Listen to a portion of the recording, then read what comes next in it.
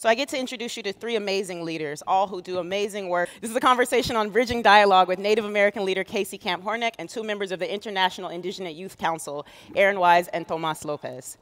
Yes, you can clap for them if you know them already. I asked Mama Casey backstage what I should say about her, and she said, "You should say that I am a matriarch, I am a survivor, I am a woman, and I am from the Ponca Nation." Casey Camp-Horinek, councilwoman and hereditary drumkeeper of the Women's Scalp Dance Society of the Ponca Nation of Oklahoma, is a longtime activist, environmentalist, actress, and published author. First taking up the cause of Native and human rights in the early 70s, it has been in the last 15 years that she began her plea for environmental justice for her Ponca people and people around the globe. Calling it the Toxic Tour, Casey has identified and diligently worked to remediate and bring attention to the corridor of toxic environmental industry surrounding the historic lands of the Ponca people. Because of Casey's work, the nation is the first tribe in the state of Oklahoma to adopt the Rights of Nature statute and to pass a moratorium on fracking on tribal lands.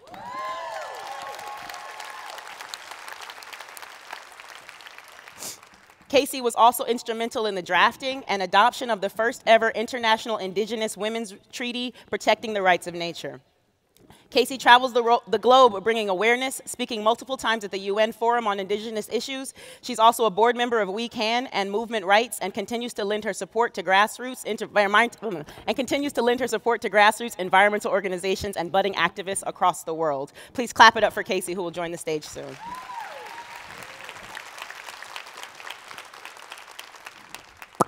Tomas Tonatio Lopez Jr. spent months working with the International Indigenous Youth Council at Standing Rock to stop construction of the Dakota Access Pipeline. Yes, affirm that. Tomas continues his work in the Indigenous and LGBTQ+ communities to inspire young leaders and create sustainable change. Tomas continues his work with the IIYC as an active board member and adult member in Denver, Colorado. Tomas spoke in Washington, D.C. to accept the RFK Human Rights Award in 2018. Eryn Wise is a proud member of the Jicarilla Apache Nation and Pueblo of Laguna. She is the Communications and Digital Director at Seeding Sovereignty and is a mentor to the International Indigenous Youth Council, a collective comprised of young movement leaders from across Turtle Island who helped to lead the indigenous occupation of treaty territories and waterways in Standing Rock against the Dakota Access Pipeline. Ensuring a future for generations to come is a duty and responsibility to her, and she focuses the traditional teachings of her predecessors on the intersectional challenges faced by the youth and organizers she works to build community with. She aims to do all her work in homage to her ancestors whose resistance ensured her existence. She is a human being just like you. Please, warm welcome to Tomas, Grandma Casey, and my good friend Eryn. Light it up, y'all.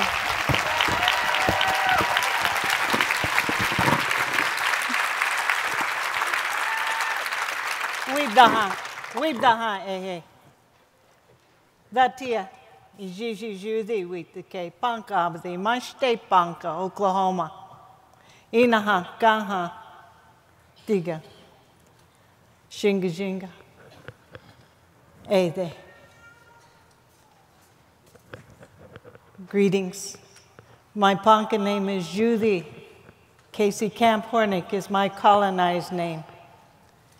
I come from the occupied territory of Oklahoma, which is the original home of 3 different tribes and the home where reservations were made and POW camps, called those reservations, contain 36 other tribes that are part of a forced removal. My grandpa was 8 years old on the forced removal from Nebraska, where he walked 650 miles, where 1/3 of my people died. And we now call home, because our Mother the Earth has taught us that wherever we are is sacred. So I'm grateful to share this sacred day with you. The sun rose today and gave us this day to make as we choose. Thank you for choosing to be here with us. The water flowed today and gave us this way of life that we all protect here, my grandchildren. Understand the sacredness of water. I listened to a beautiful woman yesterday speak of the sacred breath that we all share. I think of the things that grew back there in the back room. They were once grain. They were once on trees. They once were roots with their feet firmly in our Mother Earth that we all shared. And I'm grateful on this day that not only do we have those things to ingest that make the cells of the very bodies that are the robes we wear over our spirits, but that we share these things, and those who have shared with us and come before us. We're also wearing them. We're wearing the energy of our ancestors in our DNA. Isn't that amazing? We're carrying the future within ourselves and sharing that on these days that we've been brought together for the Otherings and Belongings Conference. Because today is the beginning of all of that future that we're going to be making, that we're going to be creating. So in our traditional way, we come to you with a prayer in our hearts from the beginning of time and to the end as well, wherever that might be. And the reasons that we are sustained is this sacred water of life. Niaka nita'azi. Water contains all life. Life is contained within the water. We come here because people call us activists, when in truth, we are just survivors of a genocidal process that hasn't worked because the Creator saw to it, Mother Earth saw to it, that we survive.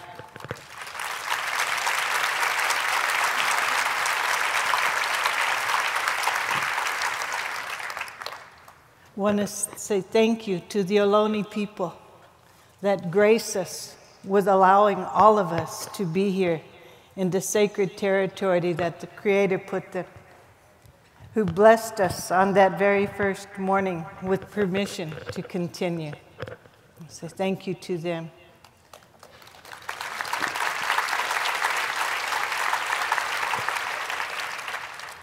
It's easy to have a conversation with you. Appreciate you. At this time, I want to offer a song, which is our way to begin all things. And this song came one time after we were all together at Standing Rock. Yeah, my sons, Mikasi and Haduma, had gone up there from our Sundance. And that was October 8th of 2016, before we were all brutalized and arrested. And I had asked the water, how can I honor you? And she offered me a song. And so I want to offer that song to you all. I want it to flow inside you. I want you to carry it with you because it doesn't belong to me. It belongs to her, the sacred water of life. And she wants us to share all these things. Pour it. Woman is the carrier of water. She's the first atmosphere, this water is, that human life exists in. When the egg and the sperm come together to make life. And this water is where our bodies were created. That water that has the same pH level and the same saline as the sacred oceans of life. Niakanitauzi wibdahamambli, wibdahamambli, wibdahamambli. Niakanitauzi wibdahamambli, wibdahamambli.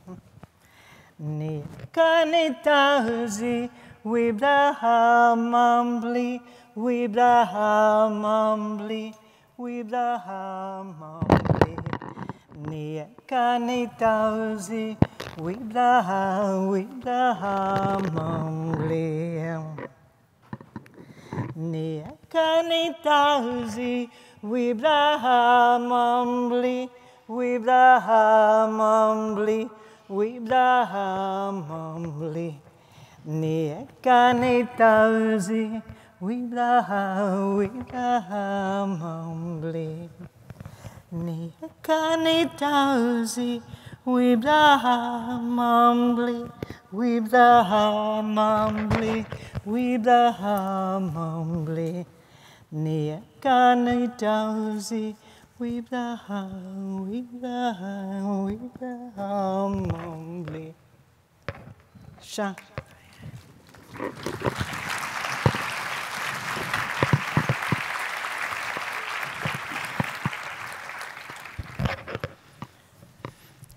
Okay, good morning, everyone. How are you feeling?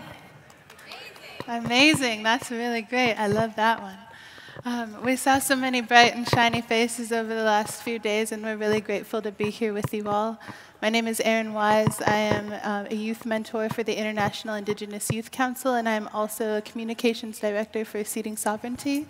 I'm Hickory Apache in Laguna Pueblo, and I come here on behalf of my people as a guest to Grandma Casey and, of course, the Ohlone territory that is here. Yaat ebene, Tlazo Kamali, Ometeo. Buenos días. Hihani Washte. My name is Tomas Donatiu Lopez Jr. My grandfather is Chief of Chiefs Leonard Crodog Sr. My mother is Waterwoman Sharon Dominguez, and my father is Sundance Chief Tomas Lopez Sr. I am Mexica, Otomi, Diné, Apache, and Hunkapi Lakota, Chichangu, from Rosebud, South Dakota, is where my family comes from. I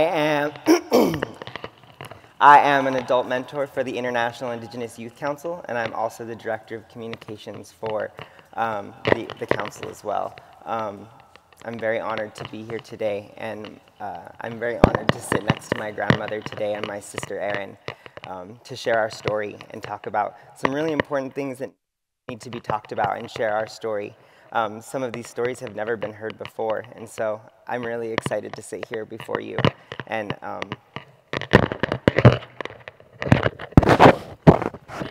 sorry about that. It's the spirits. Those darn spirits.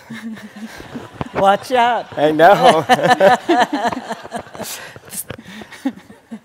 And But yeah, so we're here today because we want to talk about something really important that really helped us, the International Indigenous Youth Council, and has helped the movement in general move to a place that has been really successful, and that's intergenerational activism and intergenerationalism, and how we can include every generation in everything that we do. I'm going to actually let my grandma take it from here, because I feel like if there's anywhere to start, you have to start at the beginning. So, Grandma, please. Yeah, I'm not that old, son. Oh, Sky Woman?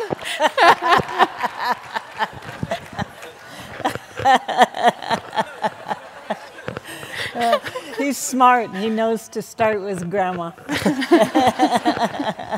I also want to congratulate these youth. I think the last time we were together was Sundance, but the time before that was on June 4th of this last year, when I was with these young people, when they were one of the 4 groups selected to receive the RFK Award in Washington, D.C. Yeah.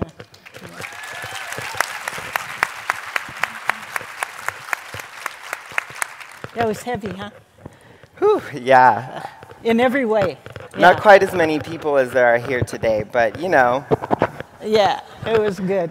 It was good. I also want to recognize on this day the reason that I'm wearing red, and I asked Kim to wear red. She didn't bring red with her, so we got to read it into the blend of colors, is for the missing and murdered Indigenous women.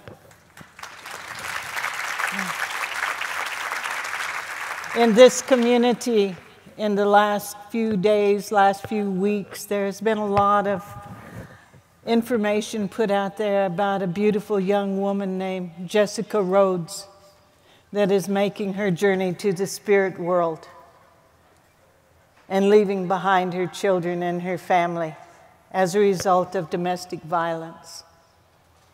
So we want to honor all those names that are not spoken. Her name is Jessica Rhodes. Jessica Rose. Jessica Rose. Say her name when you think of all of us, because she stands for so many. Now, when we talk about intergenerational communication and activism, we also have to talk about intergenerational trauma. When I spoke to you earlier about my grandfather being on the forced removal at the age of 8, then we should also speak of his parents and grandparents and his descendants and my grandmas that were also on that walk. Because during that walk, many things happened. My people were forced to leave behind, and we're just one story of hundreds of nations, of 100 million indigenous people of North America that were killed in the genocidal process to steal the very land that the Creator put us on in order to enrich themselves. That intergenerational trauma includes the stories from that time where those wagons of the cavalry came through our camp after we had made 5 treaties with the United States that are supposed to be the supreme law of the land, and they were all broken, in order to continue to cede hundreds of millions of acres and to maintain a small territory in northern Nebraska and what is now South Dakota.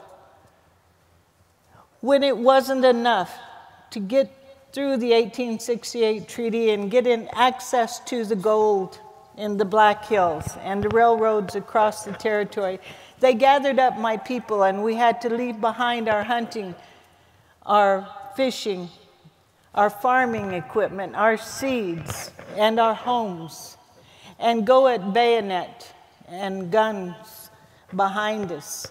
And they said that these people came through, these soldiers came through our little village there, and they grabbed our babies, our children, by their braids and flung them into the wagons. And we knew that we had to go too, or they would kill them, because we had already been reduced down to 550 from the smallpox blankets that they'd given us along the Missouri River, Nishude, that goes through Standing Rock. That's why we were there, to defend. That's our territory. That's where Creator wanted us to protect. When they gathered up our children and flung them into the wagons, and the women cried, and the men were helpless because their weapons had been taken and they were bound, then they separated off the young women for use by the soldiers at night. And they herded us down to what is now present-day Oklahoma. It was called Indian Territory at that time. And they imprisoned us on what was called a reservation, but if you left the boundaries, you were killed. It was that simple. And then they kidnapped my mama and her generation into boarding schools that were taken hundreds of miles away. Their hair was cut. They were given this language instead of our original language. They were told that their religion was inferior to Christianity and that they must accept this different way of life or they would die. And they were severely beaten and traumatized, being away from their families 9 months out of the year. And when they came home, they were different than their parents. And they wonder why we have social ills on our reservations. Those are only just glossing the top of this. But my mama was strong. My daddy was strong. They kept our language. They imbued in us what my mother said that could never be taken away, and that's our spirit. That's our way of understanding. They could cut our hair.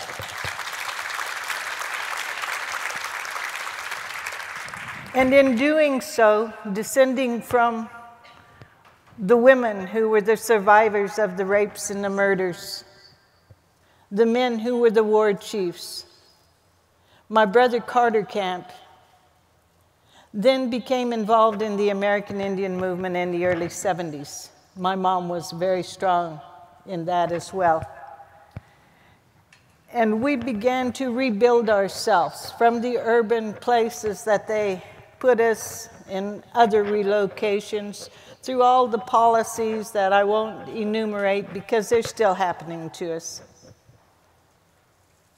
And we became the warriors of the plains, the warriors of Turtle Islands, in every single way that we could be, in a peaceful, prayerful manner, because the Creator told us that was the way to go. We reclaimed our religion. We reclaimed our dress. We reclaimed our songs. We changed the policies of the United States.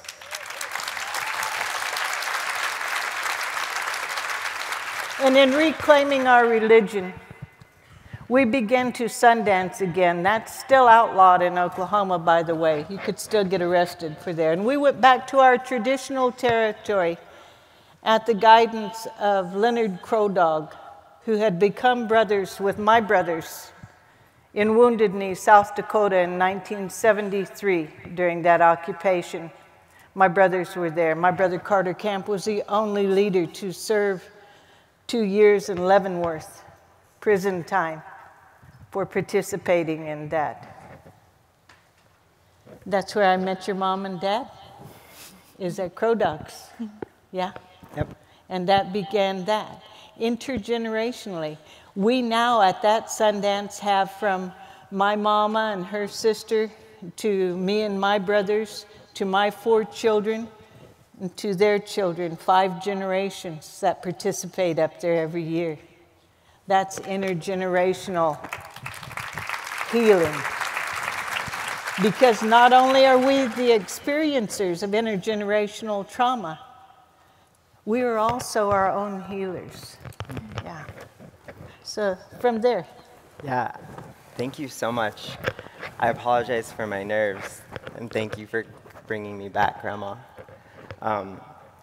When people ask me where my story about Standing Rock began and like how I became an activist, I'm like, yeah, it all started in 1973. And they look at me and they're like, but it's so real. Like, my parents, they were beginning to get involved in the Chicano movement with Corky Gonzalez in Denver, Colorado. And for those of you who know Corky, you know, he was a very militant man, and he was an amazing person for our community. I'm really happy to call him my uncle, you know, my grandpa. And he was teaching my mom and dad, who were attending La Escuela Tlatelolco. And they were, you know, there was this new school, and there was this new thing where they were going to teach you all of these really cool things. And they got all of these young people together. And at the time, my mom was about 13 or 14. And they told her, we're going to go up and take supplies to Wounded Knee. You know, it's a bunch of Indians, and they need our help. They've asked for our help, so we're going to go up there. So will you young people take these supplies up there? And, you know, it was the 70s. You know, 13-year-olds, you didn't need a driver's license. They just jumped in the car and took it. You know, and they get up there, and years later, my mom comes to find out that they were actually transporting more than just, you know, food and bread. And so, but, you know, they just didn't tell these young people the idea of, you know, kind of using your youth to get by certain things and help the movement. And so that started my parents' life on this path of community leadership.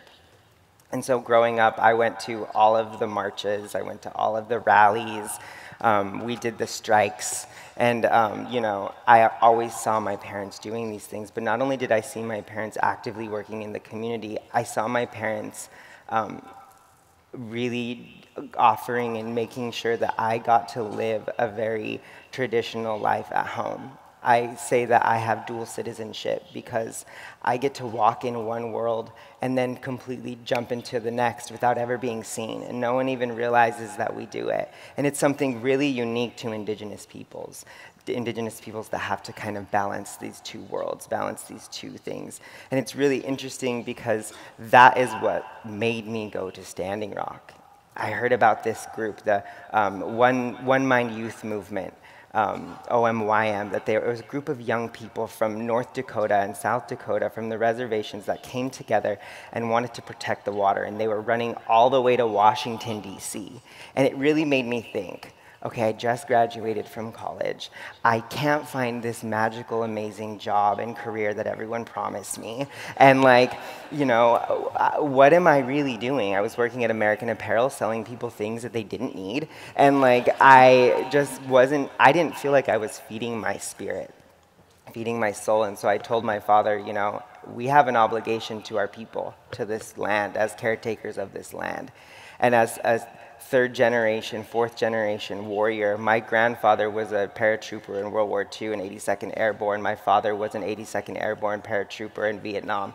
I come from a long line of Eagle warriors, and I'm really honored of that. And I felt that we had an obligation to this water, to this earth, to our people, to our missing and murdered Indigenous peoples, to show up and to defend. And so that's where I was introduced to the International Indigenous Youth Council. And that's where I met my sister, Eryn. And we found out that our entire lives, the only things that separated us was a mountain. And growing up, I didn't know anything about my Apache side. All I knew is that my grandfather was, his father was Apache, and in order to survive, you could either be Apache or you could be American. And his mother died, they adopted him, and they gave him the name Lopez, which is where that comes from. So I never knew anything about my Apache side, but I always knew that I was Apache. And I finally met my Apache sister. And for the first time in 2017, she took me to a ceremony called Gojia, which is a fall harvest ceremony where the Jicarilla Apache people do this amazing relay race, and it's against two clans. And I'm really honored because this movement has brought me so close to thousands of Indigenous young people that I knew existed, but I never got to see. I never got to feel and touch and see that they really were there. And this opportunity, it opened that to me, and it realized the power of our people, of this web that we've created. So I'm gonna pass this to my sister, Eryn, now, and let her tell her story and where you come from, because your grandmothers are warriors in themselves, and they deserve to be mentioned here as well. Yeah, I just want to, real quickly, I just want to call in my grandmas, Iola Begay, Miriam Kachucha, Vicky Minarco, Betsy Wise. Those were the women that laid my foundation, right? There were a lot of queer folks, a lot of brown folks, a lot of black folks, a lot of trans folks, a lot of white folks in between, and they lifted me up to be who I am today. And when I heard about Standing Rock, and I'll go through this real fast, my grandma, she had passed away 2 years prior, the grandmother that raised me, and I was desperately sad. Depression, right? As we were talking about at the beginning of the session, that is an illness that people suffer from. That is an ail, and I have that. I want to honor that is a part of who I am, and I was very, very sad. And my little brothers and sisters, we were all really sad because we missed our grandma. And I heard about these kids that were running, and I got a call from my auntie, and she said, you know, these kids, they're not really doing anything. Everybody's kind of depressed. They're just sitting around. They're not really showing up. You know, how can we motivate them, right? You're the big sister. You're supposed to motivate them. So I hear about these youth that are running across the country to Washington, D.C., and I tell my little brother and sister, okay, I know we're all sad, but like there are kids that are literally on foot running across the country to stop a pipeline. Okay. So the next morning, I get a call from my auntie, and she's like, I don't know what you did, but they packed a car in the middle of the night, and they're driving to South Dakota, and it's your fault, and you need to go follow them. Right? So I'm not mad about this, but then I think about my grandma when she was alive. She was also, so think about this, it's right, there's 3 generations that are represented in this movement, and you know, we got to be a part of it and we didn't even know we were all in it together. So when Grandma Casey and her brothers were in Wounded Knee, Tomas's family was in Wounded Knee, my grandma was in South Dakota, not that far away, and she was the teacher on the reservation in Wounded Knee, in Kyle, Little Wound, is where she was teaching. And she said, if you ever want to know how much the United States government hates indigenous peoples, just look at the Dakotas and see how they reduced the nations that defeated them. Okay? If you ever want to see how much they hate them, look at the people that fought back, right? And you can still see that reflected today, right? Any community that fights back, you see that they become a sacrifice zone. Any person that speaks out, we're seeing activists drop left and right? Not just our people, but Black Lives Matter activists. We're seeing other community members that are disappearing, and we don't know why. We know why. The work we're doing is powerful. So I get to Standing Rock with Grandma's words echoing in the back of my brain. Can't find my little brother and sister for the first 3 days I'm there. And when they finally show up, they have 10 kids behind them, and they're like, this is our sister. She has a wallet, she has a car, and she's going to take care of all of us. And that's what happened. Right? 6 months later, I left Standing Rock. I had bronchitis. I couldn't see out of my left eye because of whatever they were spraying on us. And all I had were these incredible memories of these badass kids that took nothing from no one. Right? And they did it. They did it with such power. And they did it with such strength. And a lot of them came from places where they had never seen power and strength until they came to Standing Rock. Right, until they saw grandmas. Like, I have this vivid memory of Grandma Casey. October 27th, it was the day they razed one of our camps completely to the ground. They kicked everybody out. They threw all of our stuff in a dumpster on the side of the road and then peed on it, right? They did these things to our people, but on the day that all these horrible things were happening, there had been a prayer circle, and Grandma had been part of the prayer circle with these other grandmothers that had been arrested. And I was driving support back and forth and also trying to track down the youth council, which was my job for 6 months. And I was trying to find the kids, and I see all the grandmothers, and they're sitting, and they're all handcuffed. And they're sitting on the prairie, and they're all in their skirts and dresses, and they have their feet out like this. And I don't know what Grandma Casey was saying to all of them, but they were roaring with laughter. And they're just like, 50 grandmas on the ground, handcuffed, 45-degree weather, just sitting there roaring with laughter. And I don't, and having that moment of clarity that these women have been doing this for decades. They're handcuffed. How many times have they been handcuffed? They're being beaten by police. How many times have they been beaten by police? So I guess with that in mind, in my story, I'm happy to share with more folks, but I want to ask Grandma Casey, right now I feel as a young person, and you know my age, so I don't need to say it out loud. My birthday's next week. I want to ask, I feel sad. Like, I feel like every time we get 10 steps ahead, somebody grabs us and yanks us back 100 yards. And I want to know, like, on the days when we feel like we're watching people our age disappear because of the work that they're doing, what did y'all do when you were our age, when you wanted so desperately to see us in this moment right now, to see, our generation, to see people like Tomas and I and the youth council and all the youth from your community and everybody here, how do you pull yourself up by your moccasins, and keep going? Well, I'm going to back up a bit again to our story at Standing Rock, because we were at Sundance, which is our sacred ceremony, on August the 8th of 2016, and Mikasi and Jeff, my sons, and the rest of us were caravanning home. My children are powerful activists as well as my grandchildren. We had 3 generations in Standing Rock. And as we were going home, these magical things called cell phones, we used to deal with smoke signals, so like, life is pretty dang easy for you guys. And seriously, we used to have to sit down and look at each other face to face and make a plan, But he got one of those little things on his phone that went boing, and it was an alert from Joy Braun, a Cheyenne River Lakota woman who was on the ground there at Standing Rock. And she put out a call for warriors. Now, warriors in our society, as these young folks know, is not that stereotypical one that John Wayne can kill 8 of with a 6-gun, you know.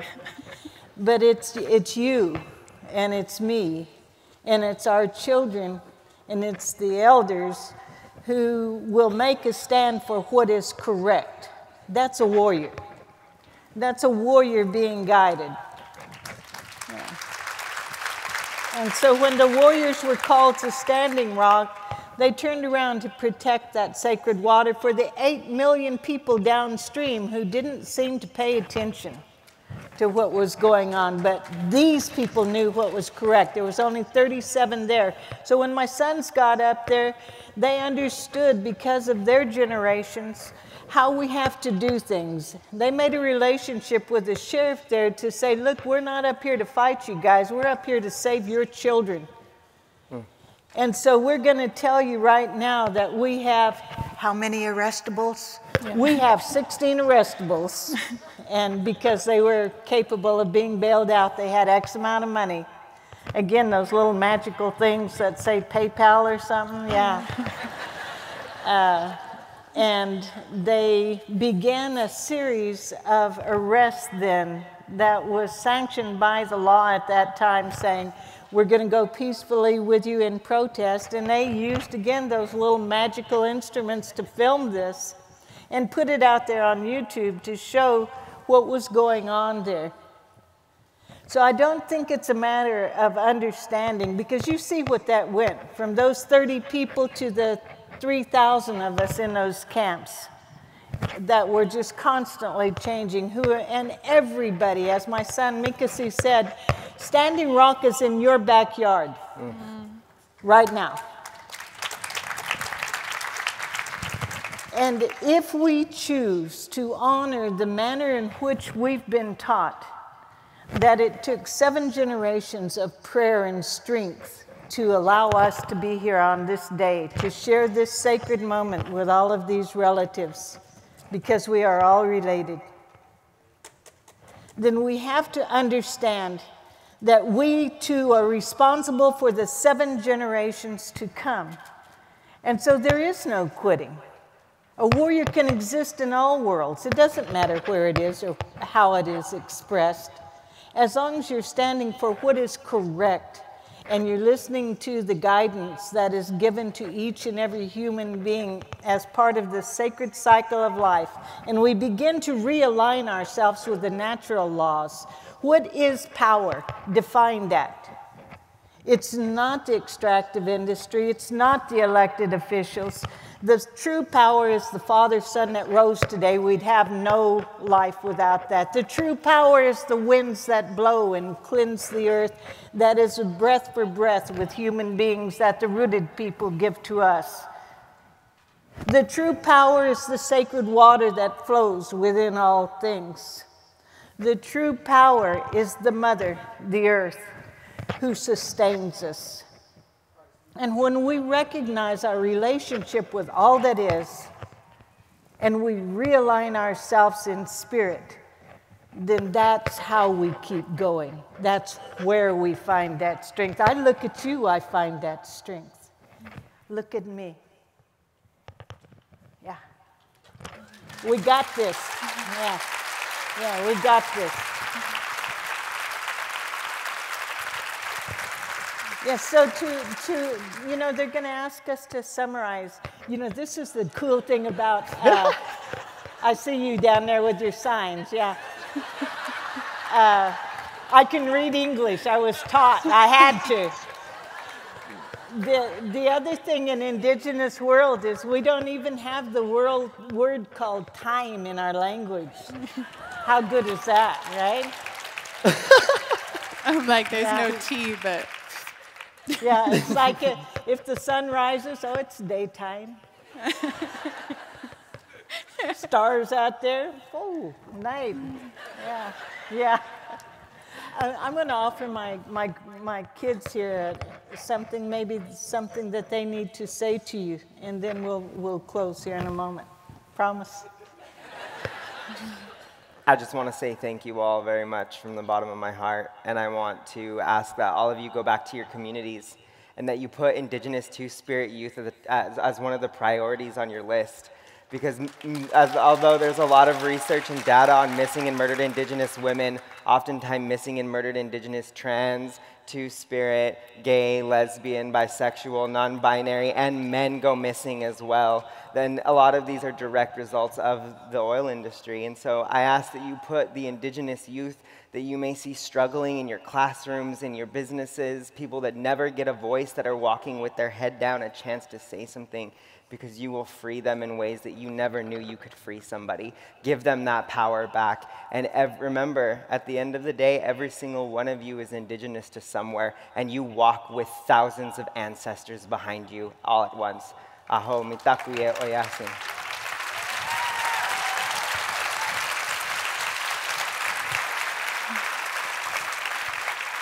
I think the last thing I want to say is thank you to all of you for coming here today. Thank you for allowing us to share space with you. Thank you to the elders that are in the audience that have given us the space to speak. Thank you to Grandma for allowing us to speak alongside you. We love her. I fangirled the first time I met her, right? She's in this film called Barking Water by Sterling Harjo, and if you haven't watched it, you should, and then weep and think of me. But I want to say thank you, because the grandmothers are the reason that I'm here, right? All the people that preceded us, all the ancestors, all the transcestors, everybody that came before us, right? They're the folks that taught us how to be. Our ways of knowing come from them, and all the spirits and the beings that are here with us, all the relatives, the non-human and more than human relatives that exist around us. I want to give thanks to those, and I also want to just call on everybody. There are some dams here. I don't know if y'all are aware about these dams that are preventing the salmon from running. And there's a community here that is led by a woman from the Winnemem-Wintu tribe. Her name is Chief Kayleen Sisk, and she's here trying to fight for these salmon. I don't have time to talk about why it is that you need to learn about these salmon, but I would encourage y'all, if you don't know and you live here in the Bay, I would call upon you to do the work that you can do to support the lowering of those dams, because our life on the coast depends on it. I also want to say one more thing. I didn't notice any homeless folks in the area here, any houseless folks. I know they're home full and houseless, but I want to say that there's a reason for that, right? And as a place of othering and belonging, you know, this conference, it's our duty to make sure that they're in our reach, right? That they're not put away. And then that we have a way to call in the community that lives not only on the inside with access, but on the outside as well. So since we're very over time, thank you very much for having us. And, you know, please come see us. We're Native. We talk forever. It's just who we are, and we love y'all. Yeah. And it reminds me again, we don't have the word homeless in our language either. I was looking back at things like that. There's a lot of things we can share with you. You know, Indigenous knowledge is something being brought into the United Nations level right now on how to go forward. And the rights of Indigenous people has also been enacted. This is about the sacred sites, but there's one big reminder I want everybody to really consider. This has been a fabulous gathering, and I thank you all for being here, and I thank you all for inviting us to be part of this. But just remember, human beings were invited to be part of a sacred circle of life on this Mother Earth. We are dealing with the extractive industry enacting genocide in our territory right now, in the Ponca territory. And we're fighting very hard every day just to have breath, just to have a place to grow food, just to have a place to live and fighting cancers. Human beings are this close to eliminating themselves from the sacred cycle of life and will not continue if our Mother Earth is treated in the manner in which she is treated. With a shrug of her shoulders, she can shake you off and you won't be here. And fracking causes that. The extractive industry causes that. That oil and gas is inside the earth for a purpose. Keep it in the ground. Go for the true powers of solar energy, of wind energy, of water energy, in the manner in which, and elect the correct officials to enact that if you want to continue on this. Weeb the ha, eh, hey, weeb the ha.